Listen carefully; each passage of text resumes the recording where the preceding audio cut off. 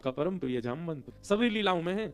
ये सतयुग में भी थे, जब भगवान ने बराह बनकर के पृथ्वी को अपनी मुख पर धारण किया तो जामवंत जी ने परिक्रमा लगाई थी भगवान की पृथ्वी सहित। भगवान राम बनकर के आए तो ये उनके सेनापति थे। द्वापर में भगवान कृष्ण बनकर के आए हैं और श्री जामवंत जी भगवान के ससुर बने।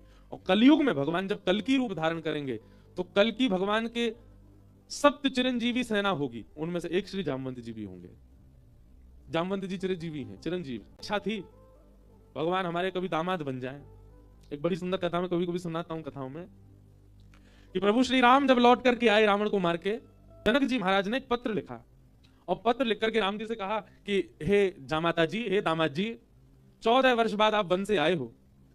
आप में तो जनकपुर के लोगों के प्राण हैं ही, परंतु हमारी लाली जो है जानकी, वो तो हमारी प्राण ही हैं। मुगलों को कुछ दिन के लिए जनकपुर बुला रहे हैं कि आप कुछ दिन आराम करने आओ, 14 वर्ष वन में रह के आए हो। और आप अकेले नहीं आवे, अपने तीनों भैयाओं को, तीनों लालियों को और अपनी समस्त सेना हनुमान जामवंत सहित सबको लेकर के आप जनकपुर आइए कुछ दिन आराम करने, हमको कुछ दिन सेवा करने दो, आपकी मेहमान नवाजी करेंगे आपकी। कुछ दिन के भ्रमण के लिए आप लोग जनकपुर आ जाओ। और सभा में बैठे बैठे जैसे ही जनक जी का पत्र आया तो भगवान ने हनुमान जी से कहा, पत्र पढ़ के सुनाओ, क्या बोल रहे हैं हमारे ससुर जी। हनुमान जी ने पूरा पत्र पढ़ा। बोले, भगवान हे प्रभु श्री राम, आपको, पूरी सेना को, हमारी मैया को, तीनों भैयाओं को, तीनों भाभियों को, सबको जनक जी बुला रहे हैं जनकपुर कुछ दिन आराम के लिए। पूरे बंदर उछलने लगे, बोले जय हो भैया, भयो अब आनंद आएगा, जनकपुर में जाएंगे हम सब, अपने हाथ पांव दबाएंगे, बहुत युद्ध करके आए रावणों से, रावण की सेना से, और बढ़िया मालपुआ खावे को मिलेगा। राम जी की बारात में तो हम नहीं जा पाए थे, पर बारात की चर्चा हमने सुनी थी, वहां तो भैया बड़े पकवान बने थे, हम सब जाएंगे। ब्राह्मण सारे बानर इतने ज्यादा उत्सुक हो गए, हम सब जाएंगे। शांत हो जाओ भैया। अब भाई देखो, हमारा निर्णय यह है कि जनकपुर हमारी ससुराल है और कहीं भी नाक कट जाए चलता है, पर ससुराल में हमारी नाक ऊंची रहनी चाहिए।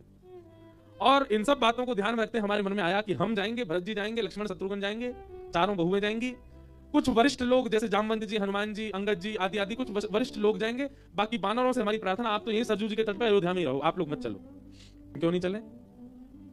बोले आप लोगों का स्वभाव ऐसा ही है, किसी से भी छीन के खा जाते हो, कहीं पर भी मलमूत्र त्याग देते हो, कहीं भी उछल कूद कर देते हो, डाले तोड़ देते हो, वन उजाड़ देते हो। और जनकपुर हमारी ससुराल है। हमारे सामने किसी ने कह दिया कि अरे देखो वो वन पूरे बानरों ने उजाड़ दिया, बानर किसके? बोले राम जी के। तो हमको तो बहुत बुरा लगेगा, लेकिन आप लोगों का यही स्वभाव है, तो क्या करें?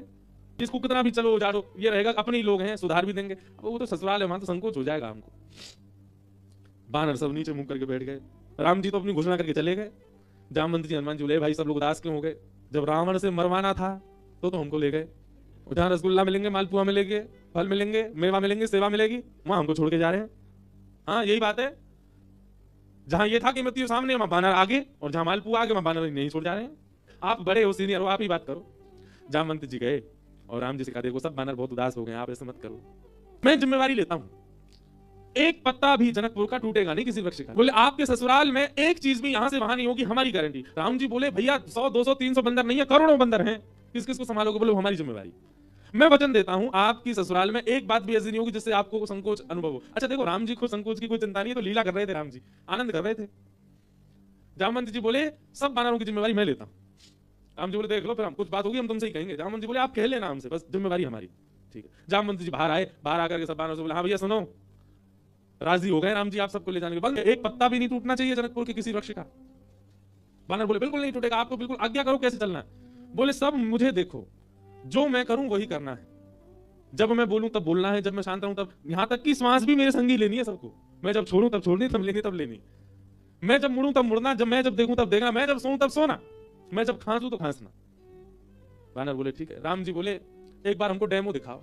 करोड़ों बंदर खड़े सामने, जामवंत जी ने अपना उल्टा हाथ उठाया, सारे बानरों ने अपना उल्टा हाथ उठाया। जैसे परेड होती है ना 26 जनवरी को, तो हमारी मिलिट्री के जवान बिल्कुल एक संग उनके हाथ पैर चलते हैं, ये हाथ पीछे तो यही हाथ पीछे जाएगा, उनको देखो कभी उनके पैर भी बिल्कुल समय पे आगे, समय से पीछे, गर्दन भी समय से चलेगी, वैसे मिलिट्री के जवानों की तरह सब बंदर खड़े हो गए।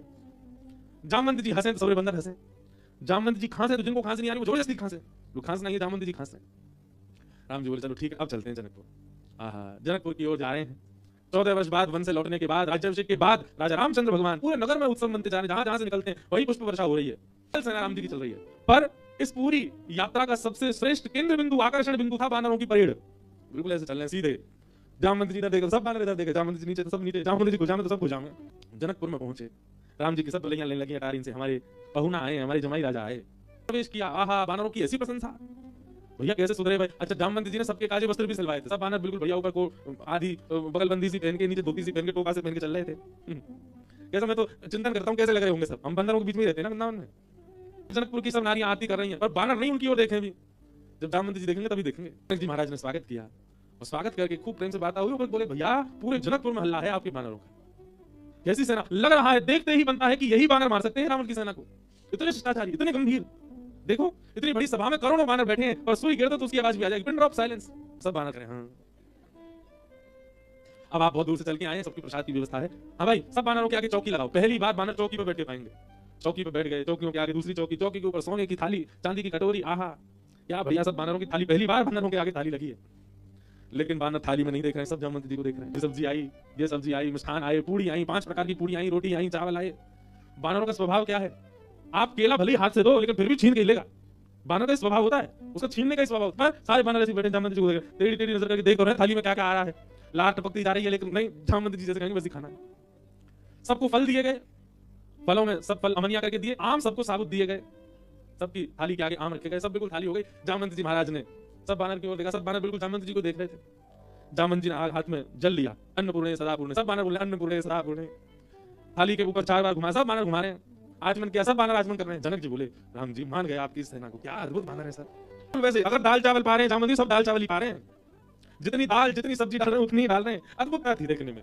दृष्टि पड़ी आम पे, तो जैसे आम उठाया, सब बानरों ने एक संग आम ही उठाए। जामवंत जी घुमा के देखें, सब बानर घुमा के देखें। जामवंत जी ने जोर से आम दबा के देखना चाहा कितनी गुठली है इसमें। अब वो आम ऐसा था कि जैसे नेक दबाया, गुठली उछल गई उसमें से। अब जैसे ही गुठली उछली तो सब बानर दोनों हाथों से दबाई रहे हैं। गुठली उछलनी चाहिए क्योंकि जामवंत जी की गुठली उछली है। अब सब बानर जैसी आम दबा में सबकी गुठली उछली। गुठली के उछलते ही जामवंत जी बोले इन हाथों से मेघनाथ निकल के नहीं भाग पाया, इन हाथों से रावण निकल के नहीं भाग पाए। छोटी सी गुठली भाग गई, और जामवंत जी जैसे ही उछले गुठली पकड़ने को, बानर बोले हमें भी ऐसे ही पकड़नी है। और एक दूसरे के ऊपर झपट्टा मारे, महाराज यहाँ पकड़, कहीं कड़ी उछाल रहे हैं, कहीं दाल उछाल रहे हैं, पूरी उछाल रहे हैं। जनकपुर की पूरी सभा जो कि स्वर्ण मंडित थी, जो कि चांदी से मंडित थी, आज वो खीर मंडित हो गई। सब जगह कड़ी खीर उछाल उछाल करके पूरी सभा का लेपन कर दिया। राम जी नीचे नजर करके बैठे। अब तो बानरों को खुली छूट मिल गई, एक दूसरे की थाली में से ले लेके भागे। 2-4 बानर तो जनक जी की थाली उठा के भाग गए। जनक जी देखते रहे, और देखते ही देखते जनक जी की दृष्टि पड़ी राम जी को। राम जी बड़े संकोच। जनक जी समझ गए ये तो भैया पूरा प्री प्लान्ड था कि सीधे सीधे चलना है, सीधे सीधे खाना है। बानर अपना स्वभाव कैसे छोड़े।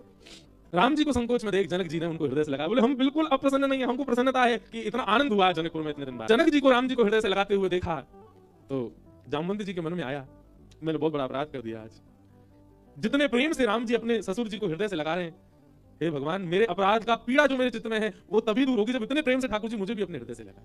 अपना राम जी पहचान गए। और जब वापस जनकपुर से लौटने का समय आया 6-7 दिन बाद, जामवंत जी से राम जी ने एकांत में कहा हम आपके मन के भाव जान गए। जब जनक जी हमको हृदय से लगा रहे थे, आपके मन में आया था कि कभी आप भी हमको ऐसे हृदय से लगाओ। अब अभी हृदय से लगाने में वो बात नहीं होगी, जब आप अपनी पुत्री का वर्ण हमारे साथ करोगे, हम आपके दामाद बनेंगे, तब आप हमको इसी भाव से हृदय से लगाना, तब आपकी इच्छा पूरी होगी। बाद आज वही राम जी जब कृष्ण बनकर के आए, जामवंत जी ने अपनी पुत्री जामवती का विवाह भगवान के साथ किया।